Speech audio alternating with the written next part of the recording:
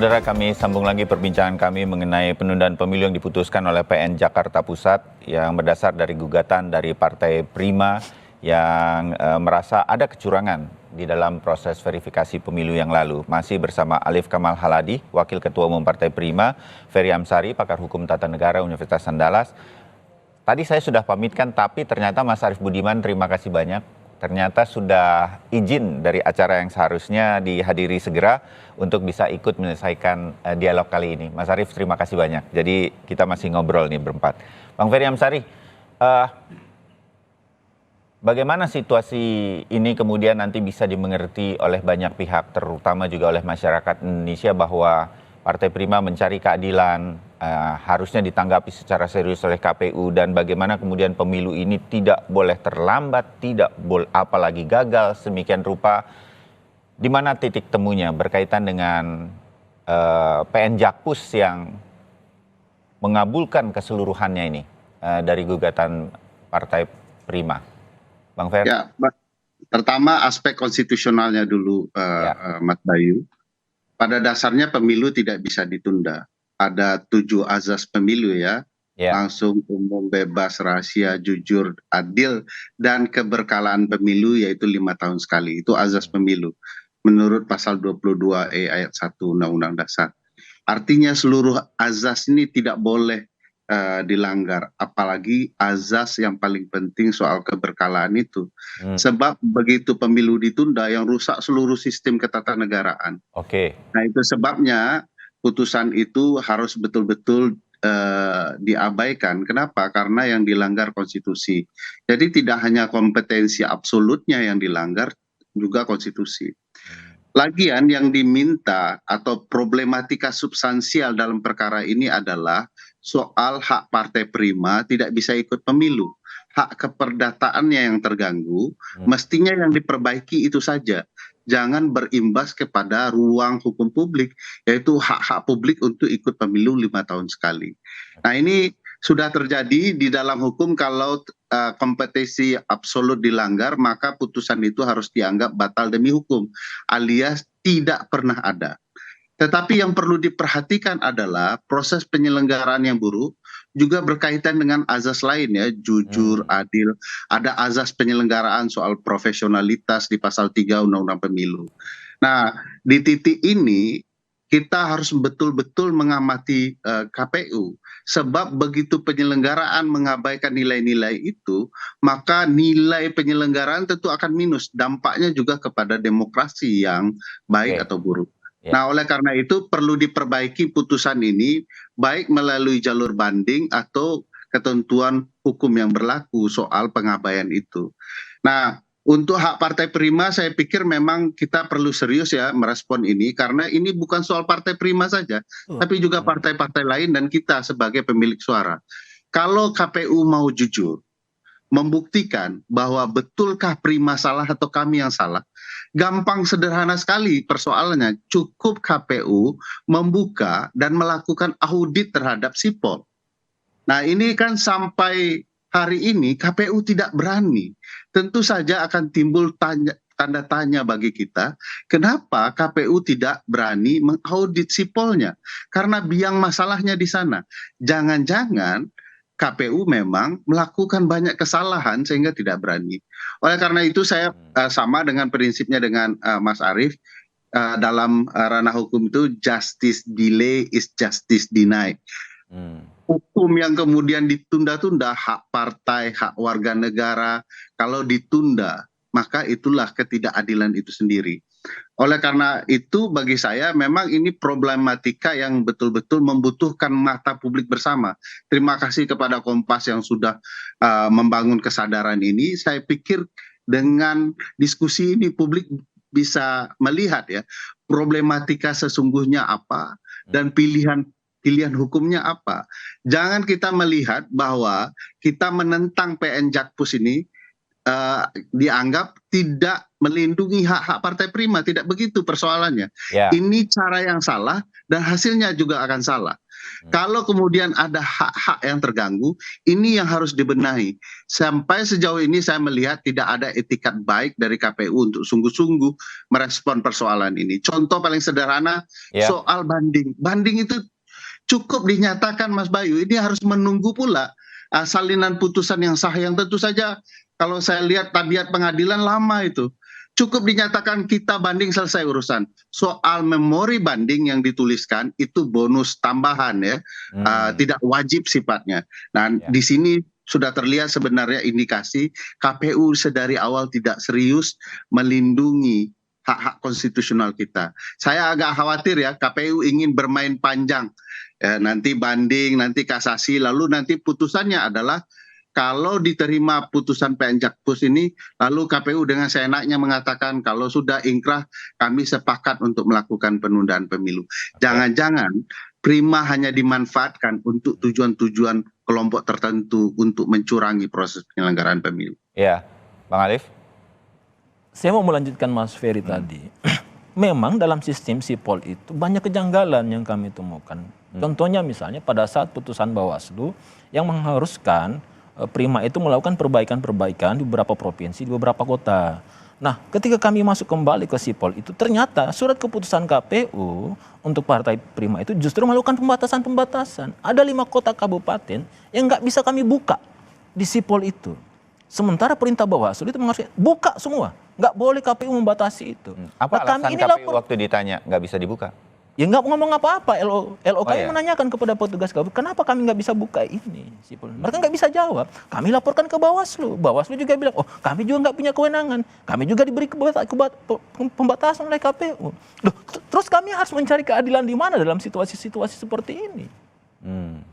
Kemudian pada saat kami ketun, surat keputusan yang harusnya mencantumkan nama Partai Prima dalam partai yang tidak lolos dalam verifikasi KPU itu tidak dicantumkan oleh KPU. Yang harusnya di PKP itu dicantumkan. Kami bawa ke TUN surat ini. Ditolak sama TUN karena kalian, alasan TUN, bahwa kalian tidak terikat secara langsung dalam objek sengketa. Karena tidak ada cantum. Tidak ada nama Partai Prima di situ.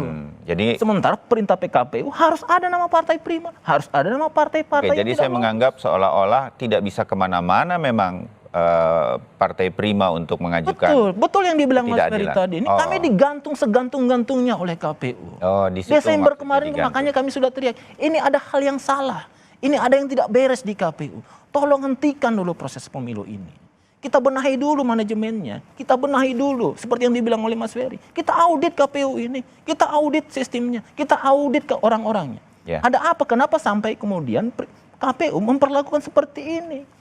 Makanya saya sedikit membalik dugaan-dugaan yang mengatakan bahwa Prima itu ditunggangi ini. Loh, justru jangan-jangan KPU yang ditunggangi untuk tidak meluluskan Prima ikut pemilu. Oke, dari penjelasan Anda, hal-hal semacam ini jadi mungkin untuk dipertanyakan.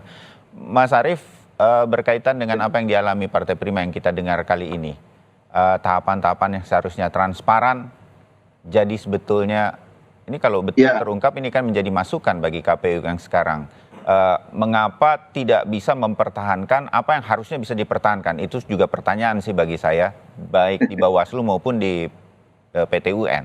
Mas Arief. Ya, saya sebetulnya juga agak aneh ya. Beberapa kali saya ingin melihat, kadang-kadang juga agak terlambat gitu ya di KPU. Kepingin dapat transparansinya, tapi juga aksesnya terbatas, kayak gitu-gitu lah ya. Jadi saya sudah memberi masukan juga. Nah, seperti yang saya sampaikan di awal tadi, semua persoalan dalam tahapan pemilu sudah ada ruangnya, ya. Penetapan partai politik yang tidak bisa diterima misalnya, ruangnya Bawaslu dan Petun. Kemudian ketidakpercayaan atau keraguan-raguan orang terhadap kinerja, profesionalisme penyelenggara pemilunya, itu bisa masuk ke ranah etik, gitu loh. Jadi saya ingin memberi masukan saja juga ini kepada teman-teman Prima. Yang dialami Partai Prima ini jadi kemana mengeluhnya, disampaikannya?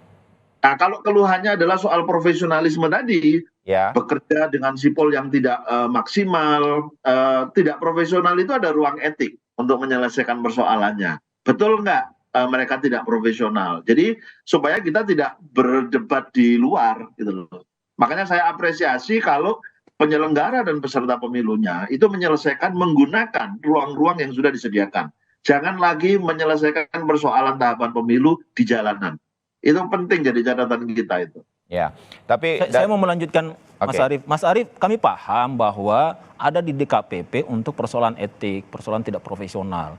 Cuman kami ini mau ikut pemilu, kami ini bangun partai politik, bikin partai politik, mau ikut pemilu, daftar di Kemenkumham, daftar di KPU. Kalau kemudian proses yang sudah akan berlangsung terus sampai Mei, sampai Juni, sudah tidak lagi membuka peluang untuk Partai Prima ikut dalam pemilu, loh, kami kehilangan hak sipil politik kami itu, Mas Arief. Jadi kami paham, kami akan ke DKPP, tapi nanti kami ingin mau masuk dulu di proses pemilu ini. Makanya kenapa kemudian kami ke PN Pusat.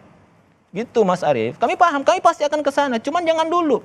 Karena di DKPP itu bukan lembaga yang kemudian menghentikan proses pemilu. Nggak bisa kan DKPP menghentikan proses pemilu. Ya. Hanya menghukum orang-orangnya, hanya menghukum persoalan etik, persoalan tidak profesional KPU.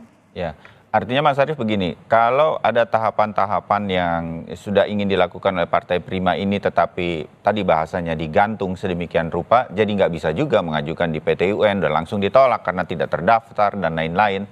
Nah, kalaupun ada partai politik lain seperti Partai Prima, lalu mereka harus seperti apa berkaitan dengan ini? Ya, jadi wajar kalau semua jalan kemudian ditabrak begitu. Mas Arief, masukan saja dari Anda.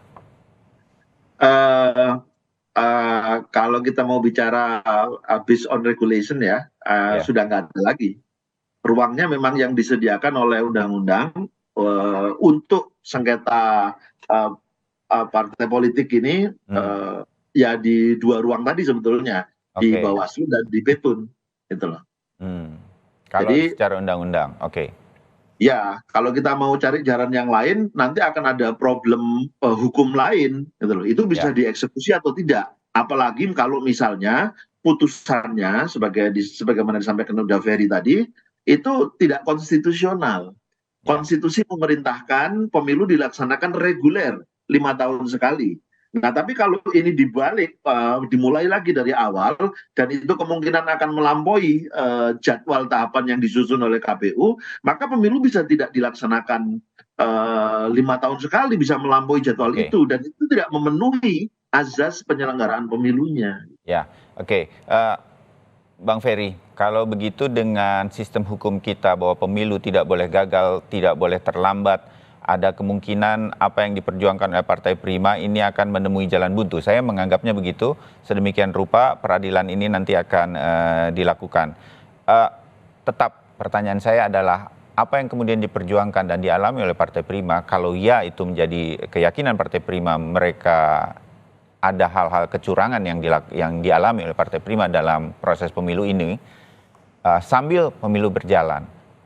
Secara undang-undang ada Bawaslu PT UN, mereka sudah jalankan dan segala macam. Apakah kemana lagi sedemikian rupa hak-hak ini bisa diperjuangkan? Apa yang dilakukan Partai Prima kan kalau mereka anggap sebagai ketidakadilan juga tidak boleh terjadi dalam pemilu kita. Bang Fer. Betul Mas Bay. Hak satu orang saja yang dilukai itu adalah hak pelanggaran hak ya. Apalagi ini satu partai. Tetapi memang ada konsep pembatasan hak untuk membangun tidak hanya hukum tetapi kesadaran publik. Pembatasan hak itu ada di pasal 28I ya. Orang dibatasi haknya kalau kemudian mengganggu hak orang lain.